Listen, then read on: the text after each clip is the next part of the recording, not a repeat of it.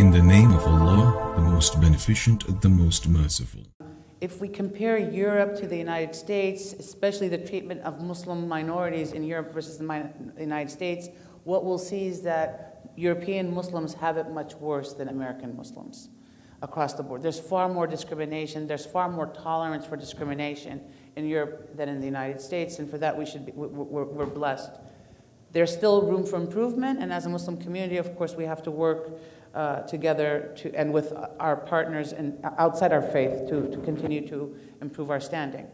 So when we look at the differences, though, there's a few differences that structure Europe versus the United States, first of all, and then the nature of the European Muslim community against the American Muslim community. First of all, Europe has a much more strong tradition of secularism, what they refer to secularism in Europe, than in the United States. Across the globe, when we conduct studies outside the Muslim world, one of the most religious countries in the world is the United States.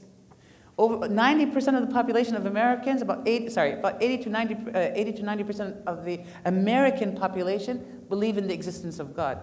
For a quote-unquote secular democracy, that's a huge number. You know, my colleagues write books about what makes America exceptional, because it's not like Europe.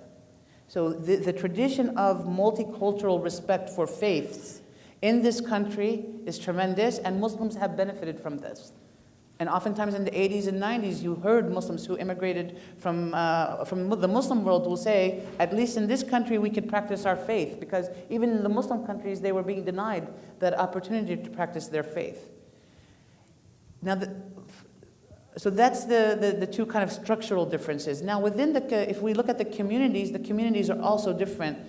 The problem in Europe today is that the average European family has 1.2 children. And you can't quantify 1.2 children, but one in a little bit, right? Which means there's not enough people in Europe to man the labor force. They need to import labor. So their strategy for bringing in labor is to target immigrants who need money, who don't desire staying in Europe, basically single men, to come in who can conduct manual labor, right? So by default, they are targeting a certain segment of the population, which is a skilled labor force, doesn't have very high education, to do the service labor, and hopefully send remittances, and then will go back to their home country. They'll come to work, they'll go back to their home country. So if you look at the average difference between the median income of a European family, a non-Muslim European family, and a Muslim immigrant family in Europe, or a Muslim immigrant man, you'll see that there's about 15 to 20 percentage point difference, with the European family earning much more than the immigrant. So the Muslim immigrant in Europe is basically part of the underclass or the poor class in Europe. So they are seen as not only outsiders, but also they suffer the dualism because they're the impoverished sector.